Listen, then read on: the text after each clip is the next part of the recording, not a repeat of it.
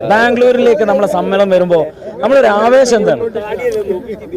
ബാംഗ്ലൂർ സമയത്തിൻ്റെ ഒരു പ്രത്യേക വൈബ് തോന്നുന്നത് എന്താണെന്ന് വെച്ചാൽ ദിവസങ്ങളായി സുപ്രഭാതം ഇവിടെ ക്യാമ്പ് ചെയ്ത് ഇവിടുന്ന് അപ്ലോഡ് ചെയ്തുകൊണ്ടിരിക്കുന്ന വീഡിയോകൾ അത് വലിയ ആവേശം ഉണ്ടാക്കിയിട്ടുണ്ടെന്ന് എനിക്ക് തോന്നിയിട്ടുണ്ട്. കാരണം ഇവിടുത്തെ ഈ ഗ്രൗണ്ടിൻ്റെ ക്രമീകരണങ്ങൾ, ഇവിടെ ട്രാഫിക്കിൻ്റെ ക്രമീകരണങ്ങൾ, സ്റ്റേജിൻ്റെ നിർമ്മാണങ്ങൾ, ഇവിടെ നമ്മുടെ സംസ്ഥയുടെ ബഹുമാനപ്പെട്ട നേതാക്കന്മാർ ഇടയ്ക്കൊക്കെ വന്നിട്ട് ഇതൊക്കെ കോർഡിനേറ്റ് ചെയ്യുന്നതൊക്കെ നിങ്ങൾ നിരന്തരം അപ്ലോഡ് ചെയ്യുമ്പോൾ അതുണ്ടാക്കിയൊരു വൈബ് വേറെയാണ്. ഇപ്പോൾ നമ്മൾ കോഴിക്കോടോ ആലപ്പുഴയൊക്കെ സമ്മേളനത്തിന് കൂടിയെങ്കിലും നമ്മുടെ നാട് എന്നുള്ള ഒരു സ്വാർത്ഥം അതിലുണ്ട്.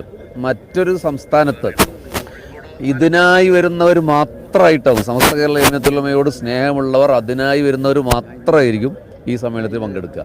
മാത്രമല്ല സമസ്തക്ക് ഭയങ്കരമായ സ്വാധീനമുള്ള ഒരു സ്റ്റേറ്റ് കൂടിയാണ് കർണാടക. അപ്പോൾ കർണാടകയിൽ വെച്ചൊരു സമ്മേളനം നടക്കുക എന്നുള്ളത് ഇത് ചരിത്രം രേഖപ്പെടുത്തുന്ന ഒരു സമ്മേളനമായിരിക്കും. ചരിത്രം മന്വന്തര സ്മൃതി പോലെ ഓർത്തു വെക്കുന്നൊരു സമ്മേളനമായിരിക്കും.